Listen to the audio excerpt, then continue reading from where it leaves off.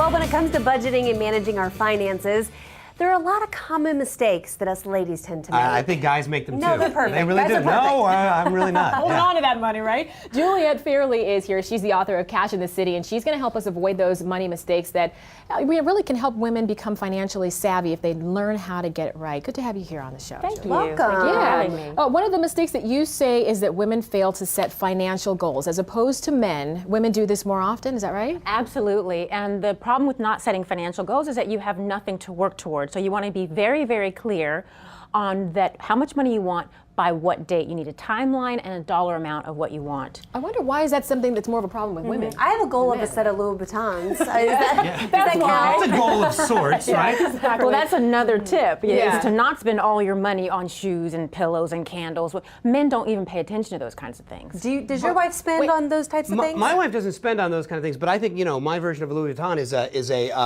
Here we go. is a flat screen TV. I mean, I think guys get into the same situation where we buy things we don't need because we see it and we want it. We're visual, right? Yes. Ooh, Right. I want that. But do you see more so with men that they'll find that one item here and there that they want Right. to spend a lot of money on and splurge, whereas women, we kind of tend to string it out a little bit more? Absolutely. We spend things on piddly little things that add up, and we often use our credit cards, which then we land in credit card debt, which sets us back. And men, when they buy something utility, something that they can use. And we clutter our houses with these tiny little dolls and stuff that serve no purpose. So Instant gratification. There are That's so what many women like bath oils and scented candles in my house. They're all in the regift pile now.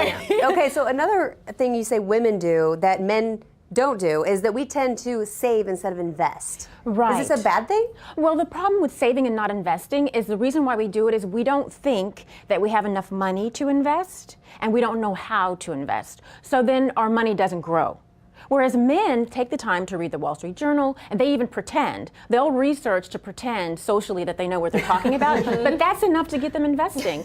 And we don't need that much money to start investing. $50 a month you can put into a mutual fund or a stock portfolio. Is that true? Do men pretend? Well, yeah, I mean, if I sit down at a table of guys and I can't, I got some mutual funds going on. I get 50 shares of Yahoo last week. I mean, you do. I mean, it's part of the guy vocabulary. Yes. You do have to be savvy in investing a little bit. So the men actually read the Wall Street Journal and all of these other publications. They take investment seminars, and we women don't do that because we don't have the pressure of society to know about money. You say that we also wait too long to buy a home versus Yes. men, right? We We're wait- scared, probably afraid, especially if Absolutely. you're single, to do that, right? Absolutely. We wait for the man to come along before we buy a home, when we could buy the home on our own resources. And it's very important to go to myfico.com to figure out what your credit rating is to see how much house you can afford. Okay, good point there. I like that. Bank of Mom. Uh-oh. Is this what I'm I looking know. forward I to? saw this one. Don't Yeah, become what Bank is the of Bank of Mom? The Bank of Mom or the Bank of Grandma is that you are unable to set boundaries with your children